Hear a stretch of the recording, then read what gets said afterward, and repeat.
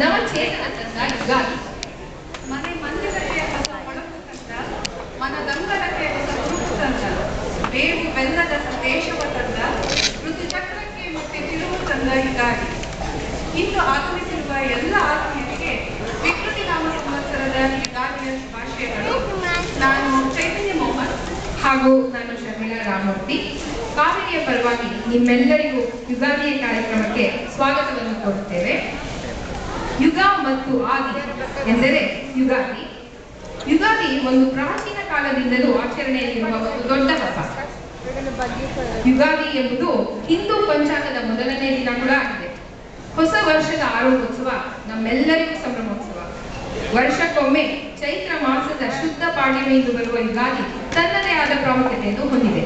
ಅದೇನೆಂದರೆ, ನಿಮಗೆ ತಿಳಿದಂತೆ ನಮ್ಮ ಹಿಂದೂ ಸಂಸ್ಕೃತಿಯಲ್ಲಿ ಸಾಮಾನ್ಯವಾಗಿ ಎಲ್ಲ ಹಬ್ಬಗಳು ಪೌರಾಣಿಕ ಹಿನ್ನೆಲೆಯನ್ನು ಹೊಂದಿದ್ದರೆ, ಸಂಕ್ರಾಂತಿ ಮತ್ತು ಯುಗಾದಿ ಪ್ರಕೃತಿಯಲ್ಲಿ ಆಗುವ ಬದಲಾವಣೆಗಳನ್ನು ಸಂಭ್ರಮದಿಂದ ಆಚರಿಸುವ ಹಬ್ಬವಾಗಿದೆ.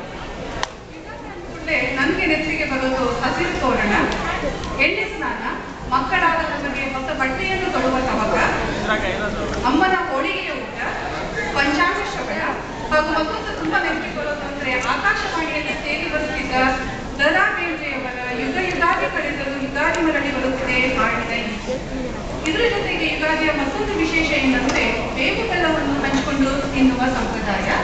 ಇದು ನಮ್ಮ ಮುಂಬರುವ ಜೀವನದ ಕಷ್ಟ ಸುಖಗಳನ್ನು ಸಮನಾಗಿ ಸ್ವೀಕರಿಸಿ ಹಂಚಿಕೊಂಡು ಹೋಗ್ತೀವಿ ಎಂಬ ಒಂದು ವಾಗ್ದಾನದ ಸಂಕೇತ. ಯುಗಾದಿಯ ಇನ್ನೊಂದು ವಿಶೇಷ ಏನೆಂದರೆ, ಅದು ವಸಂತನ ಆಗಮನವನ್ನು ಸೂಚಿಸುತ್ತೆ. ವಸಂತ ಬಂದ ಋತುಗಳ